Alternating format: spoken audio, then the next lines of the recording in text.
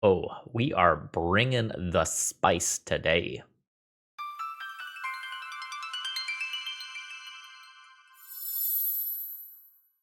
Hello, folks. Phil Gallagher, aka ThrabenU, here for another Legacy video, and Joe has sent me something incredibly spicy. Like, I've never seen anything like this spicy. Hopefully, it's at least reasonable. So, we're gonna play a lot of ley lines today. And historically speaking, in Legacy, if someone shows up with this many ley lines in their deck, they are doing so because they are hoping to cast an Opalescence, which turns each non-aura enchantment into a creature with base power and toughness equal to its mana value. So a lot of times, the meme is put 4 ley lines into play, have a Sarah's Sanctum and an Opalescence, and that's a 6-card hand that more or less just always wins the game. You know, your opponent can interact with it, but like if that Opalescence isn't stopped, like you are just swinging with 16 power. And if you have the full 5 ley lines and you just have the perfects, that is just 20 damage in one swing. But the problem with this has always been that there's not redundancy for this. Enter Bello, Bard of the Brambles. During your turn, each non-equipment artifact and non-aura enchantment you control with mana value 4 or greater is a 4/4 elemental creature token. Has indestructible, haste, and when it deals combat damage to a player, draw a card. There is also Zur Eternal Schemer, which gives enchantment creatures we control Death Touch, Lifelink, Hexproof, and has a 2-mana ability that is sort of like a baby Opalescence. Target non-aura enchantment you control becomes a creature in addition to its other types and has base power and toughness equal to its mana value. Note here, unlike many of these abilities, this does not say until end of turn. We are going to be running Leyline of the Guild Pact. That will help out with sort of our difficult mana situation with all of these various colors, and will also give us access to Scion of Draco. This is a theoretical turn to play for this deck if you kind of make the mana line up properly, or you have Leyline of the Guild Pact. There's a lot going on with the mana base here that I am not going to attempt to understand. We'll figure it out as we go along, and we'll hope that it's good. I don't know how we make the 5-color Leyline Yorion mana base work out when so frequently you're trying to like line up a Triome and a specific duel, but hopefully this ends up being good enough. Sideboard is incredibly targeted at like artifacts and enchantments and unfair combo things, and a Singleton Caracas. Do I know why it's there? No, I don't. I absolutely don't. My guess is that it's actually for control matchups where like bouncing your legendary creature to protect it might be relevant. But that's kind of my best guess. Now, it is worth noting that sometimes opening on a specific leyline, such as a Leyline of Sanctity or Leyline of the Void, can have a profound impact on a matchup in Legacy. That's probably not going to be true for like Leyline of Combustion or Leyline of Hope, but it could. And in theory, we can actually turn on a Leyline of Hope if we do end up doing a bunch of lifelink damage with these enchantments. So this is going to be wild. I don't know how well it's going to go, but it is going to be fun and it is going to be interesting. I can promise you that much. And folks, should you need to order, I don't know, like 20 ley lines or something like that, please consider checking out my sponsor, TOAMagic.com. They are an awesome store. Promo code ThrabenU saves you 5% on your order, and you always get free shipping. If you're looking to sell cards at something like, say, MagicCon Chicago, please consider checking them out. I've found that their buy rates are pretty good, and their customer service is great. Let's get in there and leyline some people, huh? Okay, so I start the game with 2 ley lines, and then on turn 3, I attack for 8 and draw a card. That, in theory, seems fine. And, like, my mana issues are just covered for the entire game as well. It's possible that this is not a keep. I do not have any frame of reference for playing a deck like this one. This is very different from the, honestly, janky deck that we are used to seeing. I don't love seeing Scalding Tarn, because if this gets countered, my life is awkward. Are there surveil lands in this mana base somewhere? No. No, there are not. In which case, I don't really know that I want to fetch to thin. We'll just go ahead and pass the turn. Now, if this gets like dazed or bolted or whatever immediately, I can just put Yorion into my hand, which I might just do this turn to play around daze. Like, there's also like lightning bolt, fatal push sort of things that can be happening here.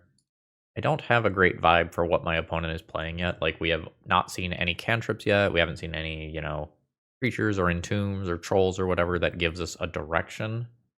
Seeing Thundering Falls probably means that my opponent is playing Sneak and Show, in which case it was probably correct to just jam and try to attack for 8.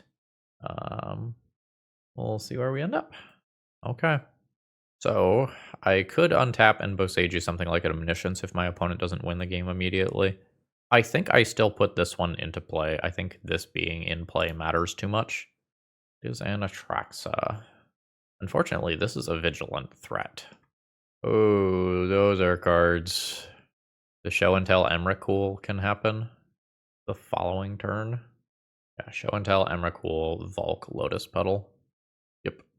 Opponent's got some good cards. So I'm not doing so much in the way of removal here. I kind of need to Luxac into a Leyline binding, maybe. Don't think my attack is reasonable for this turn. These are indestructible, though. Okay.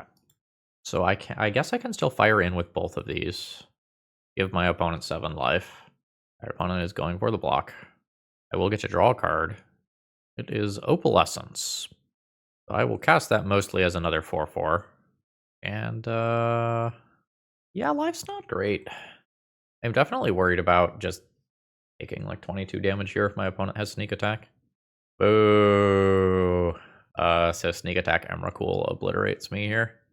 I don't know, maybe I'm supposed to just jam Bello the turn before I did. Oh, right, this is universal. That's a 4/4. Okay, gotta keep that in mind. Maybe I'm supposed to jam Bello, just on curve, attempt to draw 2, deal 8, and aggro my opponent down. But before I know that they are a combo deck, I don't know that that's correct to do. Well, Caracas is great here. Pick Your Poison is great. Vexing Bauble has some text versus Omniscience and other counterspells. I can consider playing this. I don't really need Shroud. Those can probably go here. I can cut one random land of some kind. Then I need 2 more cuts. Could cut a random Leyline? Cut 2 Leyline of the Voids or something. Suppose I cut a green source while bringing in 3 green cards. Could have picked another random land to cut. Alright, so this hand doesn't really do anything. These 5-color lands don't help me cast Scion of Draco, unfortunately. We'll mulligan this one. Well, I can shit a bunch of Leylines into play and do nothing with them. I think we're going to 5. The 5-card hand is reasonable. Probably keep like 1, 2, 3, 4, and 5. And I start this one with reasonable mana off the Leyline. And I have the ability to put a Leyline binding in versus Show and Tell, which is kind of huge.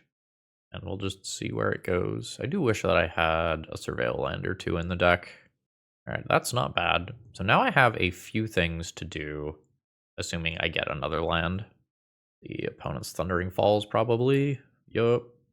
Second land drop and pass. It's huge to draw another land here. Negative. We're not in a rush. But I would like to be casting cards. Because I think the longer this game goes, the more my opponent is favored. Because I think it just becomes easier to do what they are doing with backup of some kind. Alright, that's a sneak attack.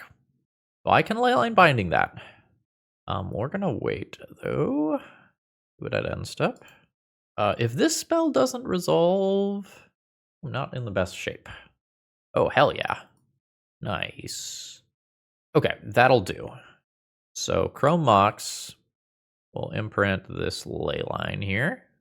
I'm going to jam my more aggressive card immediately. This is an attack for 10 that draws 2 cards if it works. It does not work, and opponent was willing to let Leyline Binding go. They are playing Flusterstorm, which is not particularly good versus the things that I have going on. But I don't think it is possible for my opponent to know that, because I am definitely in oddball territory. And Leyline Binding is actually, like, surprisingly good here. Black, white, blue? I do have an attack for 11 next turn. What do I get? Death Touch, Lifelink, Hexproof. Understood. So, you are a friend, and you are a friend. I think we're just trying to end this game rather than play Vexing Bauble for the interaction with Omniscience specifically. Because it feels like my opponent is just, like, very, very close to a win. But they don't. That must have been a very awkward hand, because, like, they have 7 cards in hand, did not cast a cantrip all game, so they probably had, you know, like, show and tell, sneak attack, or something like that, and just not the ability to do anything. Probably not sneak attack, that was probably a bad example, because they would have cast that the previous turn, but it might just be a handful of creatures and omnisciences or something like that that just was clunky, or situational counterspells that didn't quite pan out. All right, do I want this back in as one more green source or pick your poison? Probably fine. So this is 3 starting ley lines in play and probably the ability to cast one or both of these on turns 3 and 4. I think I'm just going to keep this and start with all of these in play. So I am either looking for 2 mana sources or 2 mana sources and 1 colored card over the next couple of turns. I would prefer not to imprint one of these. I would prefer to just imprint a leyline if I draw one. Do I need to be worried about opposing Vexing Bauble, in which case playing Chromox is very important? I'm going to say yes. The downside of doing this is that there are occasionally some Abrade style cards that can destroy artifacts that my opponent reasonably could sideboard in, because they might also attack creatures like this little raccoon bard. Where are we getting? Spell Pierced? Consigned to Memory. Sure. So that is probably in the deck for what? Like Leyline Binding? Trying to counter that triggered ability. Okay, that makes sense. An opponent has another line drop. So I need mana. I now have to draw 2 mana sources instead of just 1. There's the first, and these are rainbow lands. I think I'm slightly below 50% to draw lands. Might be closer to 40. I have like 32-ish total. Womp womp. Alright, we're chilling. It's probably a little scary for my opponent to just do something like jam a show and tell. There's a fetch land Declare. Unfortunately, I am not drawing the mana that I need, and I'm also not drawing Leyline Bindings. There's the fetch Declare. Notably not going for an end of turn surveil land there. So here we go. I think I am putting in Bello here. It is Omniscience. So that Emrakul plus extra turns obliterates all of my stuff, unfortunately. We are dead. GG's. Today's video is sponsored by Moxfield.com, which is just the best place to keep your online deck lists. And one of the things that I love about them is that you can use it to keep track of what cards you do and don't have for a deck. So for example, in this deck list, I have all of the cards, so there are nice blue bubbles filled in here, and that's automatically ported over to your collection tab, where you can see exactly what cards you do and don't have. Okay, so we only have 1 mana source here, and while we could have 2 Leyline Bindings, I don't know that I should keep one that looks like this when the London Mulligan exists. This is going to be very good. So this starts with a Leyline of the Guild Pact in play, can cast a turn 2 Scion of Draco, have a Leyline Binding, and still have Bello to animate this Leyline later? Hell yeah. I am in. So what are we most afraid of? Like Wasteland? Or dying? I guess we're afraid of dying still. Underground Sea. Thought Seas. That's quite good. I have a little bit of redundancy in this hand in that I do have 2 different threats. But my game does get slowed down a lot because I'm presumably losing Scion of Draco. Scion of Draco plus Bello turning this thing into a vigilant, hexproof, lifelink, first strike, trample friend is certainly a thing. I've been left with the 2-drop, which might mean that Daze is potentially going to happen on it. I think I'm just jamming anyway. Okay. The frog. So I can play Leyline Binding, try to force interaction, and then just try to resolve Scion of Draco afterwards. I don't hate that, but my opponent can see this game plan coming from a mile away. Okay. Frog's gone. That's great. There's my 2-mana 4/4 from Hell.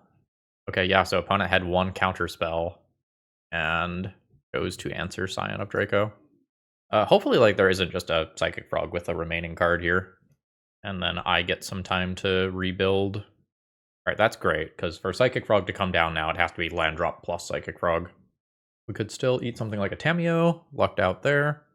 So, notably here, whenever City of Brass becomes tapped, it deals 1 damage to you, so that is going to happen, even though we have other ways to make it tap 4 mana. Its wording is slightly different than that of Mana Confluence. So a lot of times in these decks, if you can play one, if you're going to play one or the other, because Rishadan Port exists within this format, you choose to play Mana Confluence. But in our strange ass Yorion 5-color Leyline Scion of Draco mana base, some considerations have to be made to casting all of these Leylines. Leyline of Sanctity does have real text in this matchup to protect things like Yorion from Thoughtseize. Alright, there's a frog. Come on, Leyline Binding! Fuck. Okay. So now we're going to get hit in the face by Psychic Frog a couple of times. Counter spells are going to be incredibly good against what I'm doing, and Psychic Frog will probably outscale Yorion as a blocker by the time that Yorion comes down naturally. No! Okay. I think Combustion is the worst Leyline here. So we'll drop a Leyline of Sanctity. That will cost me 1 life. Then Thoughtseize will be off, but it's counterspells that I really care about at this point, not Hand Disruption.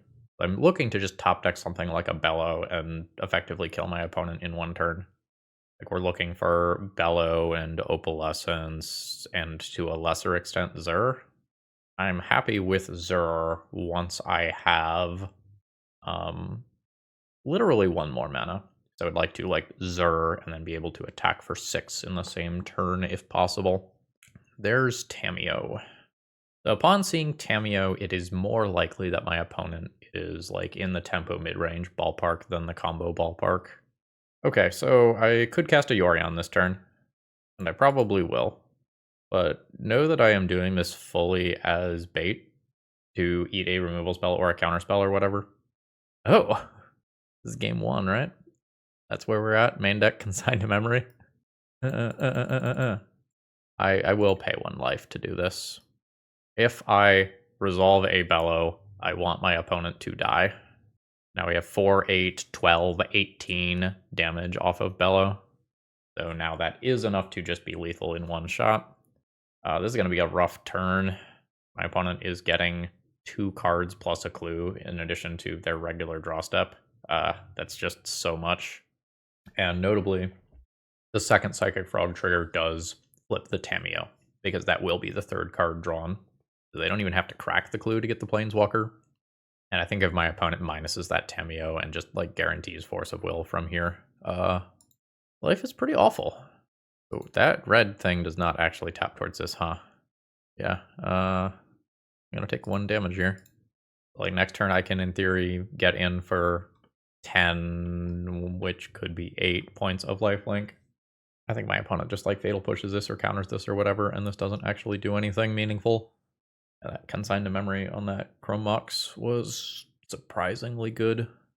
That is stopping me from killing Tameo while also gaining a bunch of life. And there is a Swords. And a Clue. So it feels like my opponent just minuses returns Force of Will and I can't possibly win. But we'll see. They could continue to plus the Tameo. Alright. Curie. I have to reread this one. It's been a hot minute. Okay. It deals combat damage to a player, draw cards equal to its base power, exile another non-token artifact creature you control. Curie becomes a copy of the exiled creature, except it has, whenever this creature deals combat damage to a player, draw cards equal to its base power. Okay, cool. So oh god. So the next thing that I was going to say was the only time that I've seen Curie is in a Phyrexian Dreadnought deck. And lo and behold, we are very dead. So I can keep Sterling Grove if I want to protect my enchantments from Swords to Plowshares specifically. I think Pick Your Poison and Vexing Bauble are reasonable things to play. I think I'm going to ignore Karakas.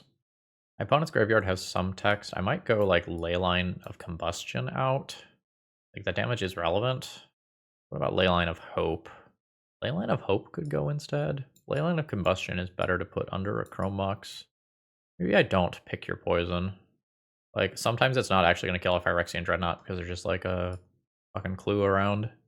Yeah, maybe we just try to make my things resolve and hope that if they do resolve, I just end up winning. Okay. A slightly awkward hand. I can start with 2 Leylines in play and 2 things to make them good, but I don't have enough mana, and Scion of Draco is not going to be very castable. I think this is medium. I'm going to try a 6. 1, 2, 3, 4, 5, and 6. Does not have anything to do, but it answers my opponent's first Psychic Frog while fixing my mana and making potential top decks good. I am going to try this one. I am not the most excited about it, but like a Bello, a Zur, a Scion of Draco, an Opalescence all make this one pop off. I guess in a Yorion deck list, that's like not exactly the best. Like if I'm looking for 12 out of 60, that's not bad, but I'm looking out of 12 out of 80. I guess more accurately, 12 out of 74. All right, no immediate creature. That is great. I just got rid of you, Chrome Mox. So, what are we doing? So conceptually, your Lorien revealed to exile because of Leyline of the Void. So conceptually, if my opponent plays Frog, I Leyline Binding that. And then I will be hoping to just top deck something. If I don't top deck anything reasonable, I put Yorion to hand. And potentially just be vulnerable to discard there. That kind of is what it is. Let's get Yorion, though. I think Yorion is really good in this deck, conceptually. Like, I know when you normally think of playing Yorion, you think of getting all of this massive ETB-oriented value and often drawing 3-ish cards worth of value immediately. But I think here, Yorion is just an insurance policy against this deck just opening up on a bunch of ley lines and not finding a payoff card. Just having a 4/5 attacker that can eat a resource is totally fine. Like white. No, this is the bug one. Oh wait, no. Don't even need to think about it. No threat in play yet is great for me.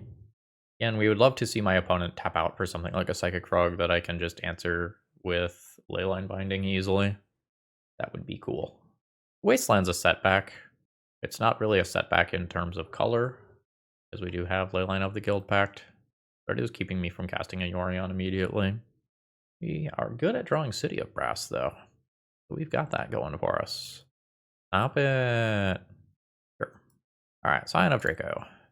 Fantastic. And again, this does cost 2 mana here, as we do control a Leyline of the Guild Pact. Actual factual fucking counterspell. In the year of our Keranos 2024. Nearly the year of our Keranos 2025. Good for you, Cyanite Fox. Good for you. Live your best life. There is a frog. I will just Leyline Binding that on my own turn. Or maybe even my opponent's upkeep. No, they just showed me actual factual counterspell. So let's attempt this. I might just be running into a stifle effect here. I think it's better to cast this now and not give them like counterspell or force of negation as ways to disrupt that.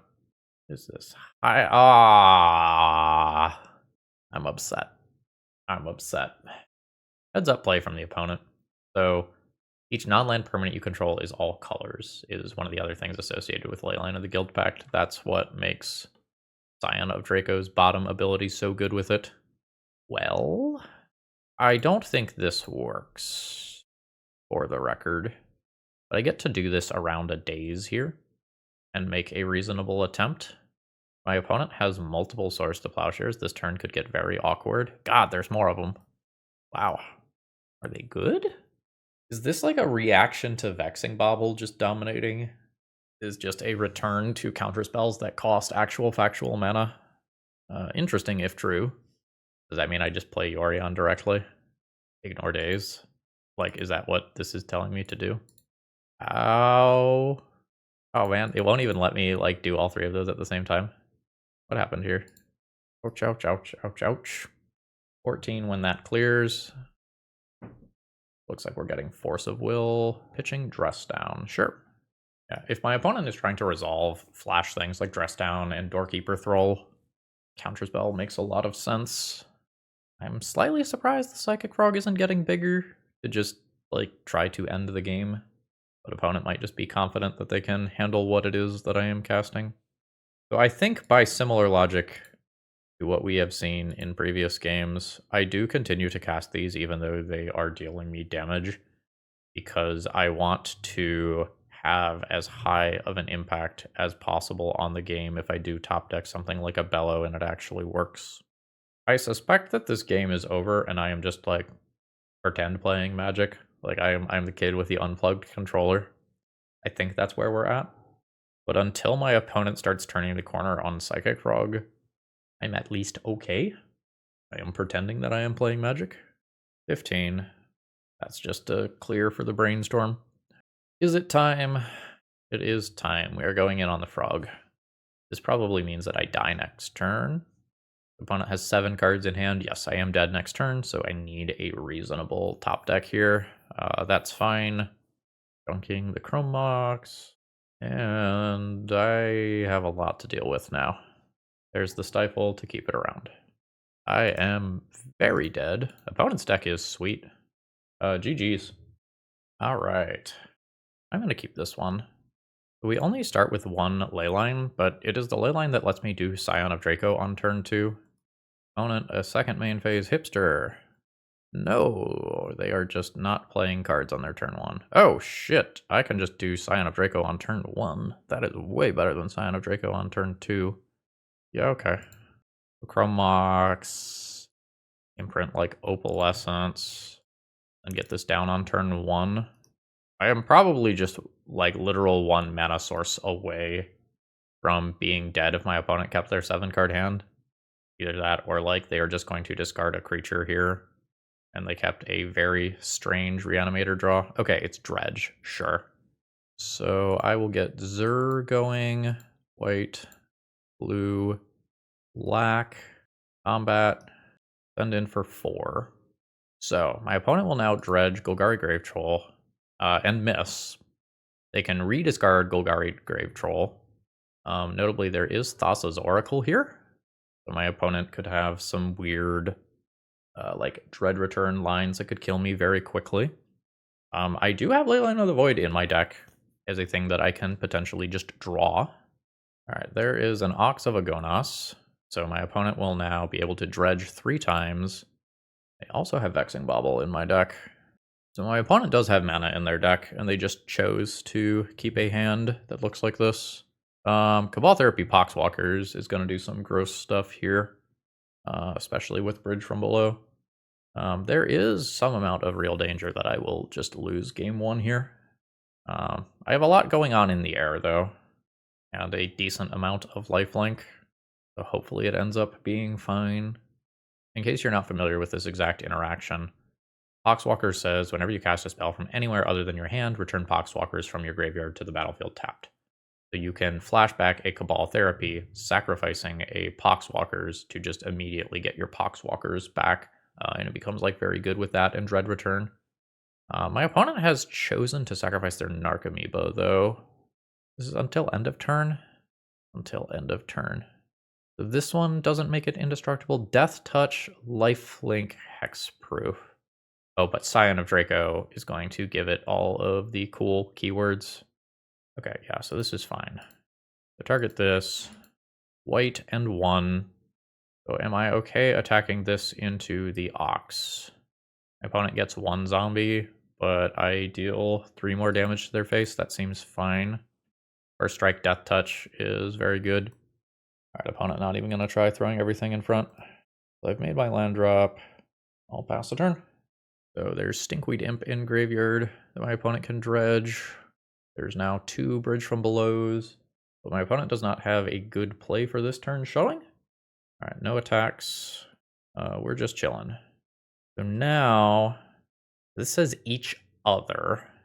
I can turn it into an Opalescence, but then I can't attack with it directly. So that doesn't actually do me a lot of good here. Let's instead cycle this land. Just try to get some other relevant card. Ooh, yeah, that's very good. That might mess with combat math because trample, technically trample. All right, we'll send in. So I can turn these into a bunch of zombies, but that's not actually a problem for me. I just kill in the air next turn. Yeah, I don't even think I have to use Leyline Binding here. Although I could use it to keep my opponent from getting 2 more zombies.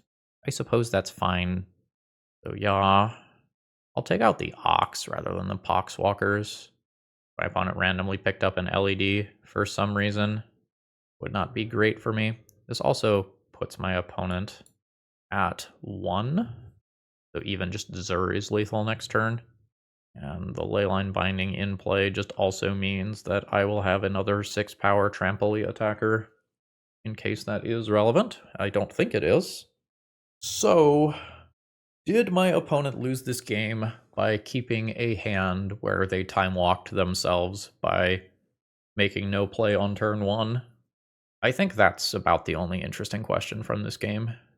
So, Vexing Bauble, solid. Mindbreak Trap, Stony Silence, have text. My Leyline Bindings aren't great, I might still keep them. Leyline of the Void is awesome, Leyline of Sanctity is okay. Sterling Grove is weird, it's technically a tutor for Leyline of the Void, but I don't really know that that's super relevant. I think Sterling Grove is more interesting as a way to make it so that my opponent can't bounce Leyline of the Void, so I don't think I'm touching Sterling Grove accordingly. It's a little weird to play Mindbreak Trap alongside Vexing Bauble. It can stop some of the most broken things that my opponent is capable of doing, though. I think I'm just going to trim a couple ley lines. Maybe Combustion. Maybe Combustion. Wait, is it you or permanent? Maybe Hope? Maybe Hope. I could see playing Mindbreak Trap, though, and trimming a couple more ley lines, or some win conditions, or even Leyline Binding. Yep. I don't have a way to win the game, but Yorion means that that is not necessarily an issue. And my opponent's answer to Leyline of the Void, assuming that they are going to mulligan 2-1, needs to answer 2 copies of Leyline of the Void. Otherwise, they have to just start casting Narcomoebas and Golgari Thugs or whatever to attack me. Hello, and good luck. I'm not going to have just absolutely perfect mana this game without Leyline of the Guild Pact, but hopefully this is fine overall. Cabal Therapy resolves. This is almost certainly going to be a miss. I don't think you name Leyline Binding in this spot. I think you name something like Opalescence, you name some win condition. Yep, which is what my opponent does. Hey, fantastic. So since I don't need land, I will probably fetch with Windswept Heath to just take some land out of my deck so I don't draw it later. Yes. This is my opponent hedging against Surgical Extraction style cards, which is not the hate that I am working with here. So we'll fetch. This has Zur colors. This, I guess, technically also has Zur colors. Probably want this one because it helps cast Bello. Leyline of Sanctity is fine. I guess I play Serra's Sanctum here. Now I'll play City of, I don't know. Leyline Binding means that it has its cost reduced by 3, which means that this is castable if I play Serra's Sanctum. It just gets a little weird if my opponent removes Leylines. I don't know. I can also just put Yorion into my hand there and not hold up Leyline Binding. Could Leyline of Sanctity here and Zur next turn. That might be better. That might be better. Will cost me a life, but is probably pretty good. Cephalid Coliseum, probably not getting Threshold this game. That is just a 1-2 Death Toucher. Now, blue, white, black. We'll take a little damage here. Do I want to attack with one of these and potentially trade with this? I can just trade with it next turn. Like, that doesn't really change my math, and I can potentially just Leyline binding it out of the way. Okay, this is a fair breakthrough, which normally doesn't happen. So my opponent was going to draw 4 cards and then keep 2 cards of their entire hand. My opponent gonna die next turn? Yeah, I think my opponent's dead. I think I just Leyline Binding, Stinkweed Imp, animate Leyline Binding, tap Sarah Sanctum for 4, animate, tap, animate, dead. Is this deck actually good? Like, this has a little more potential than I was thinking it would. Asic Mountain? The fuck is that for? Meltdown or some shit of that nature? Oh no! I tapped Sarah Sanctum wrong. I tapped it for mana. Oh no, I didn't. I was thinking that Leyline Binding was 1 mana, but it is more than 1 mana. Okay. Oh, Opalescence is fine. We will just go 4, play Opalescence, and then we just have lethal without activating Zur. Meet me. How's that for a screenshot for you? GG's. Well, I'm often finding myself keeping hands where I want 1 more mana to get to 3 for Bello and Zur. I'm not sure if that means that I conceptually need more than 36 mana sources, or if that's just kind of how these hands are shaking out. But I think I am fully willing to keep a hand that just needs 1 more mana source to have a powerful game plan, and it just has 3 pieces of, like, power up the enchantments. Let's go and try to figure out what land I get to cast both of these. Alright, so this has blue and green. I guess that could work. This also has blue and green, so it's blue-green, red versus blue-green, black. I guess this is only 1 color towards Zur. This is 2 different colors towards Zur. That Zur might be the harder one to cast here. Alright, well, cast Zur. Yeah, okay. So I can Zur or Bello next turn, depending on whether or not I think my opponent is going to have counterspells or whatever. So we are probably playing against Show and Tell after seeing Thundering Falls, which means that I probably just jam Bello next turn, based on my experience with the Show and Tell matchup last time around. Just want to try to go fast, and we can potentially recover if this does not work. We are getting a response. Drawing 2 cards off the enchantments this turn would be a really, really big deal. Hitting a Leyline Binding so that I can answer whatever my opponent puts in off Show and Tell is massive. My opponent goes to 11. I get 2 draws. Pick up Chrome Mox. That doesn't do me any good this turn. So do something the following turn. So, my opponent casts Show and Tell. What do I put in? Okay, they're not. 4, 8, 9, 10, 11, in theory. So, I can do a little better here. I can go Chrome Mox, Imprint, let's go with like Leyline of Hope, play Opalescence. This way, if Bello is removed, I am still attacking for damage, and the Opalescence will become a 4-power thing with haste in theory.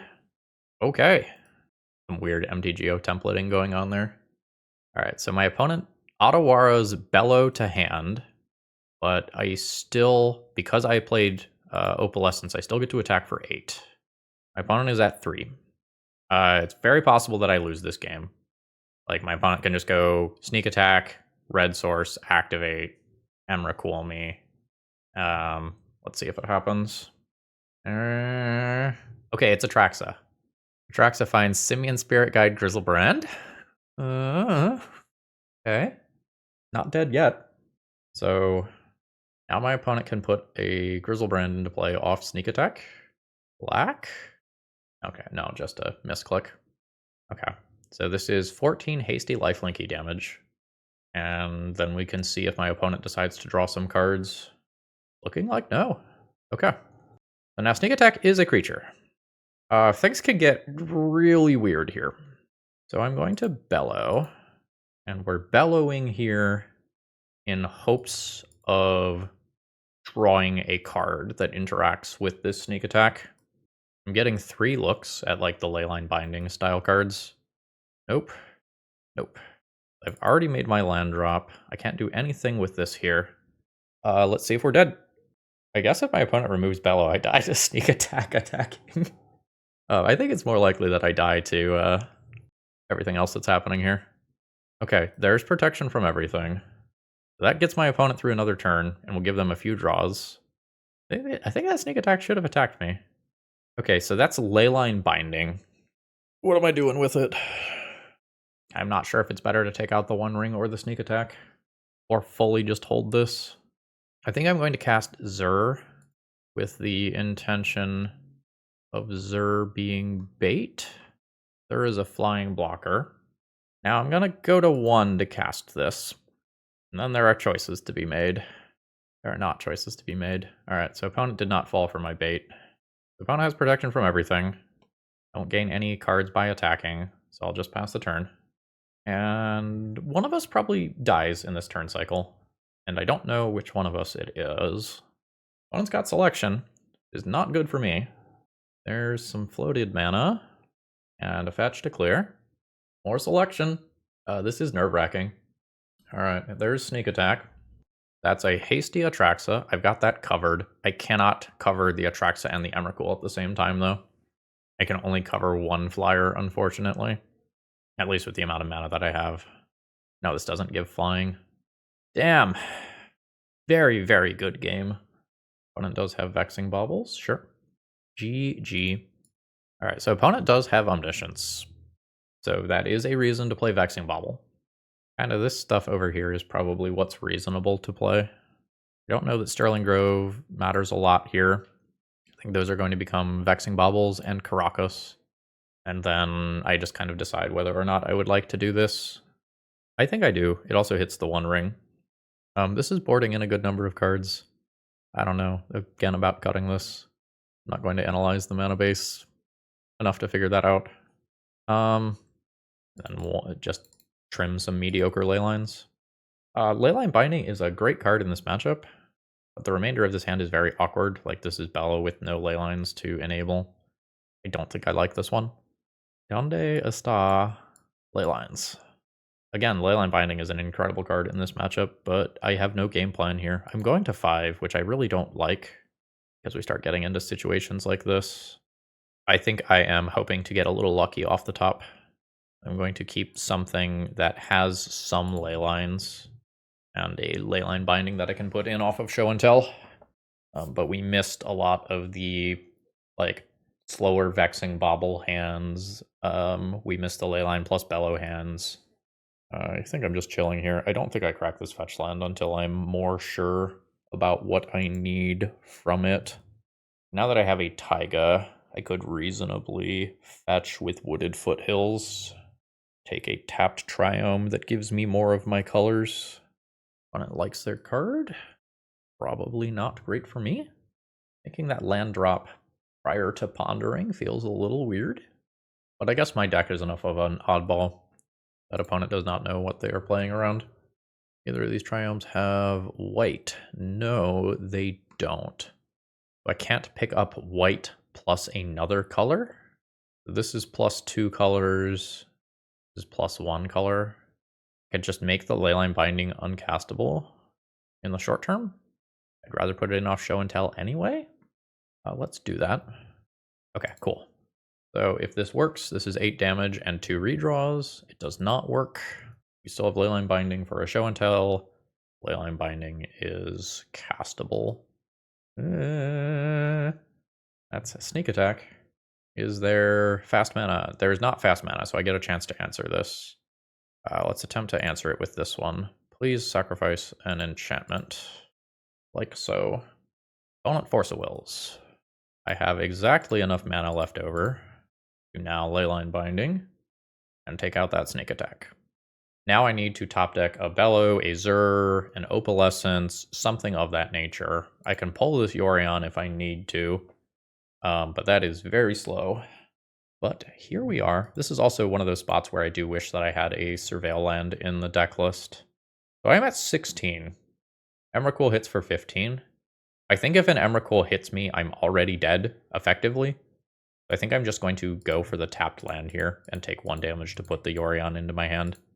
Like, I think if I lose 6 permanents right now, I just don't come back from that. Like, my opponent would probably get back Sneak Attack while leaving me at 1 life while I have Mana Confluence.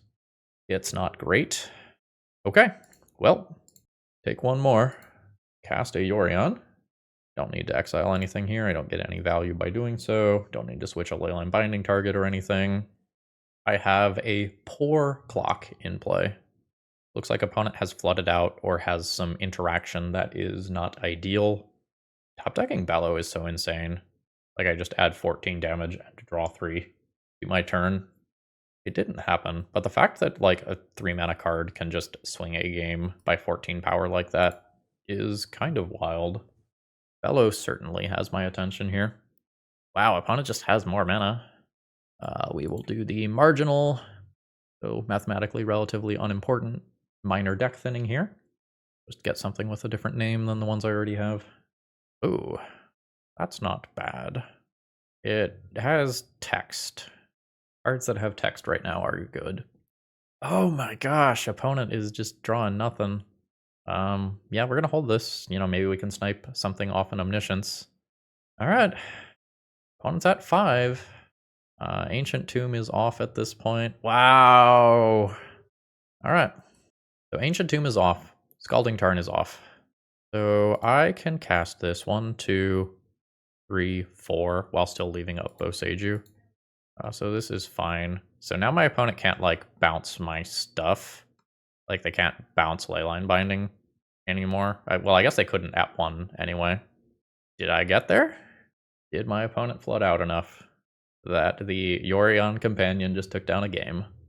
Yes. Yes is the answer. I mean, that's why it's there. No changes to the sideboard plan. Let's go ahead and run this back as is.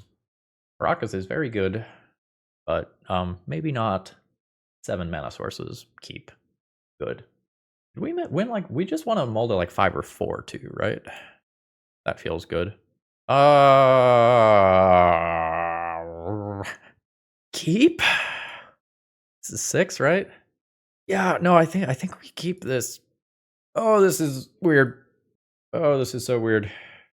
I think for at least one turn we don't show Caracas. So the awkward thing about Caracas is that it doesn't contribute to Leyline Binding's cost reduction.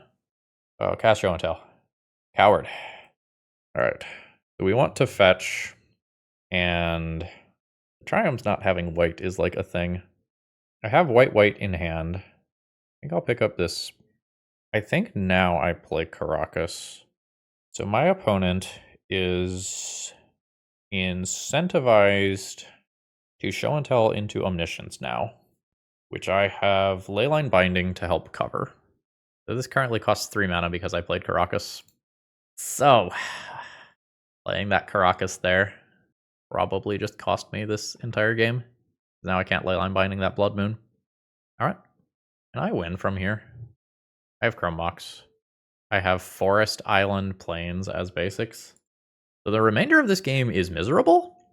It's going to take forever. I can't cast spells, but if my opponent tries to win via Show and Tell, I just fuck that up with Leyline Binding. Oh, do you just have the sneak attack? Oh, you have the One Ring. My opponent is going to win this very quickly then. And my fetch lands don't do me any good anymore. I guess I do have some red Leylines that I can cast. But, okay, yeah. I have a 1 in 69 chance to draw basic planes. 5 in 69 chance, you're not castable, to hit Chrome Mox or basic planes. Not great odds. Like, it is very hard for me to imagine winning from this position. It's not impossible, but just like this happens. That's an Atraxa. Atraxa now means that like Force of Will backup is happening, so that if I draw, well, I guess I have 2 of these. I think I'm going to stop pretending that I am in this game and move on to recording the final round. So here's another one of these hands where I am just short on mana to kind of do my thing. I'll go ahead and mulligan here. Yeah, probably. I throw back 1 Scion of Draco. It's a little hard to enable right now. Hand's definitely awkward. I'll lead on Savannah and pass. I think you can have a very long conversation about what land to play on turn 1 there. Because, like, if one of these gets wastelanded, I probably want it to be the City of Brass. Alright. I will be taking some damage. We don't quite have 8 mana for Scion of Draco. We don't have 3 mana for this, so that means that we are jamming Sterling Grove here. I don't think the Sterling Grove actually does anything meaningful this game. What is my opponent playing? Beans? Some sort of beans variant could have these things. Alright. I would like things that aren't green-white. I could add blue-black to my roster. It's probably more important to just attempt to cast Bello in case my opponent is something like Cardless Agent Rhinos. Well, no, Tamiyo means that's not happening. I don't think I get to play conservatively here.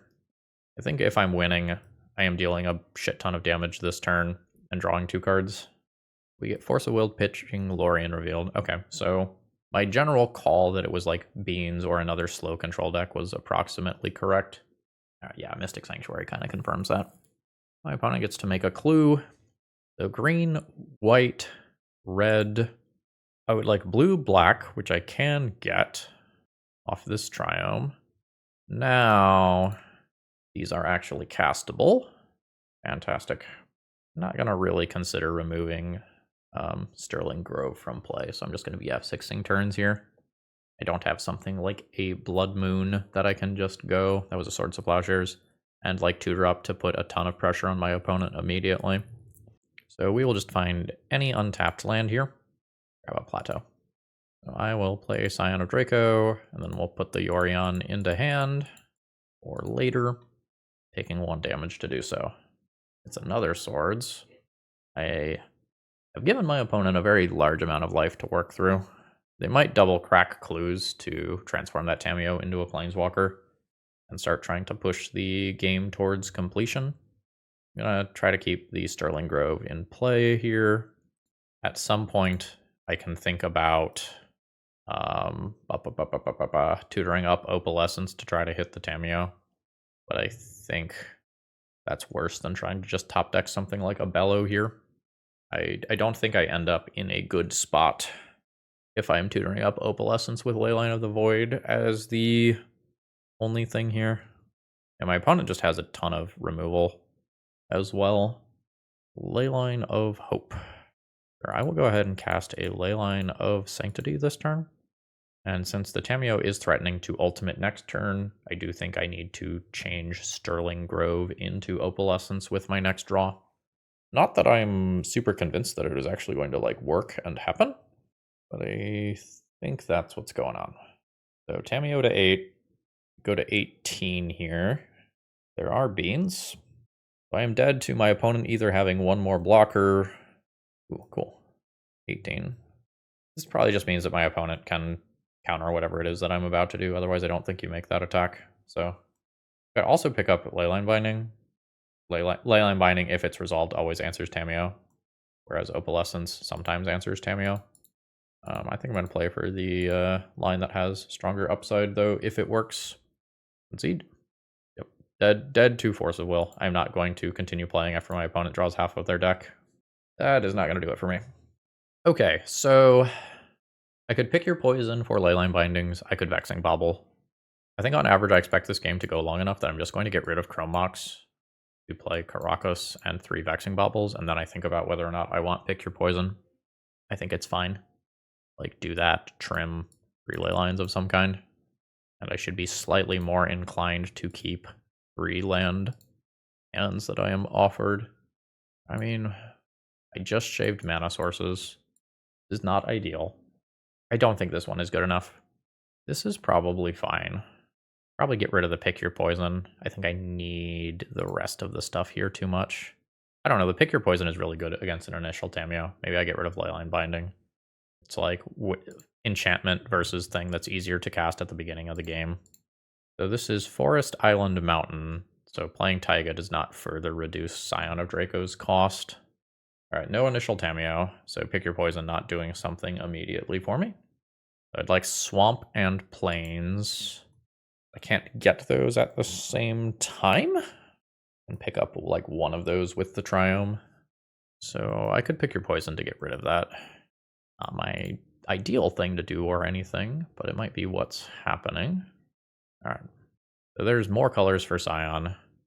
Okay, so cast this, please sacrifice an enchantment. Like so. So now we do have 2-cost Scion of Draco. My opponent has a gajillion different removal spells in their deck. I don't expect this to stick around. There's third land drop. So opponent can like fetch, shuffle, pick up some more colors, potentially move Scion. It's also not a big deal if they take 4 or even 8 damage from this, as long as they're progressing their game in some way. Ooh. Love that for me. Send in for 4.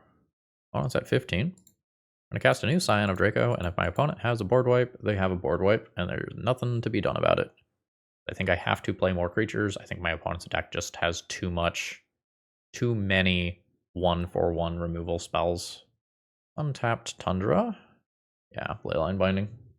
They take out one of those. They were willing to take 4 points of damage to just kind of leave the Leyline Binding up for the remainder of my turn. Now they are at 4 open mana. Sterling Grove is not great right now. It becomes interesting if I start picking up like the Bellows and Zers and Opalescences of the world. I guess I can play this land drop first. Not that it really should matter, but you know.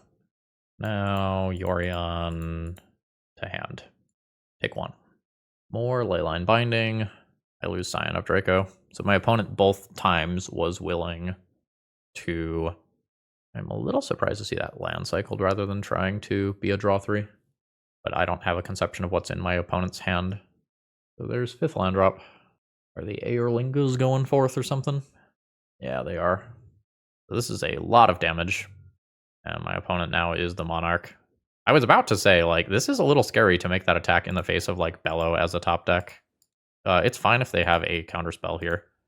But otherwise they are fully dead. Wait. No, why, this doesn't get animated. Hold on. Why isn't this animated? During your turn, each non-equipment artifact and non-aura enchantment. This is a non-aura enchantment. Oh, with mana value 4 or greater. Okay. So that's why. I will get to become the Monarch here. So I become the Monarch. I immediately draw a card. What if I get a Leyline Binding with Sterling Grove here? That seems good. So trigger on the stack. Sack this. Get Leyline Binding. Draw a card. Cast Leyline Binding. Leyline Binding. A Leyline Binding. Pick up a Scion of Draco. Did I draw the extra land? There wasn't a way to set this up where I attack for like another 6, right? Alright. Everybody's coming in. You're a 3/3. I will go ahead and take those. I first strike on one of those. My opponent becomes the Monarch. Was that fishing for a relevant card, or is that like Supreme Verdict style setup? Land. It is Wrath of the Skies. That gets rid of Bello. I still have Scion of Draco. My opponent's the Monarch. Does not bode super well for me. Another Leyline Binding is like interesting. I think I save that to play that at end step. So I become the Monarch. So at their end step, I can Leyline Binding a Leyline Binding to get back Scion. I can use the remainder of this turn. Oh, I don't have triple white. Only white is off Savannah other than City of Brass, and I want to leave one up. I think this means that I just draw a card here. Sterling Grove to protect Leyline Binding from Leyline Binding is a thing. Alright. They showed me Disruptor Flute. I feel like I have boarded in an approximately appropriate way. I think I will hit submit here. Alright, I'm keeping my opener. I have good mana and some potential chip damage over the course of this game. I have City of Brass to pick your poison, a Tamiyo if one is played out on turn 1, and I can potentially accelerate out an Opalescence with Sarah's Sanctum. It is Ponder instead, though. Which I guess I'm happy about, because, like, I don't love Tamiyo backed by a piece of protection right now. So we'll just make a Rainbow land drop and pass. I would like to not play City of Brass for as long as possible here. There's a fetch. It is a Tamiyo. I can attempt to pick your poison that. Never mind. So this can hit artifacts, enchantments, or creatures with flying. So my opponent just set that up in a way where I don't get to interact with the Planeswalker portion. So this is going to be a little annoying. If Opalescence just resolves next turn and I have no issues, that's totally fine. But if my opponent has a counterspell backing up the Tamiyo, I think I'm in trouble. Tamiyo is going up so fast. I don't have something like a Vexing Bauble to back up my stuff. Yes. I would probably be naming Bello here. Naming Scion of Draco. Okay, I mean, that's reasonable. I will jam Opalescence and attempt to start pressuring Tamio. This is theoretical lethal on Tamio, but I think my opponent just will swords. Alright, send it. Yeah, so the Leyline will deal them a little bit of chip damage. I do succeed in hitting a Tamio, but I am not on track to kill a Tamio. Leylines that I top deck are okay. I'm not super concerned with losing my colors right now. Tamio is just gonna keep going up. Slightly awkwardly, I think I put this into my hand during main phase 1, while I guaranteed to have the mana to not take damage by doing so. Send in at Tamio again. Is not killing Tamio. The Leyline Binding targets the Opalescence. So my opponent takes some damage. This is a sorcery. We're going to go to second main phase. I will now pick your poison, make you sacrifice an enchantment to get back my Opalescence, and then I'll pass. Unfortunately, like, Tamio could just like minus and pick up Swords to Plowshares and continue to protect itself, or my opponent can just cantrip into another piece of spot removal. I do not believe that I am on track to win this one. Leyline of Combustion is doing some okay chip damage, but the Tamio with Brainstorm to specifically play around Pick Your Poison was really rough for me. I don't care about Uro immediately, but Uro is a long-term concern. My opponent doesn't have the appropriate mana to make that work as of right now. Ooh, that's nice. How does this read? Combat damage to a player. I think I take 1. So, yeah. This in theory turns Opalescence into a creature. Rough. So I'm just kind of stuck hitting this Tamio in a way that is not profitable for me, but I think I have to keep pressuring it. I think it's very threatening. I have 3 mana, that's not enough for Yorion. I'm passing the turn here. Tamio has just fogged so much damage. It feels like this game is slipping. Like, Uro is not far away.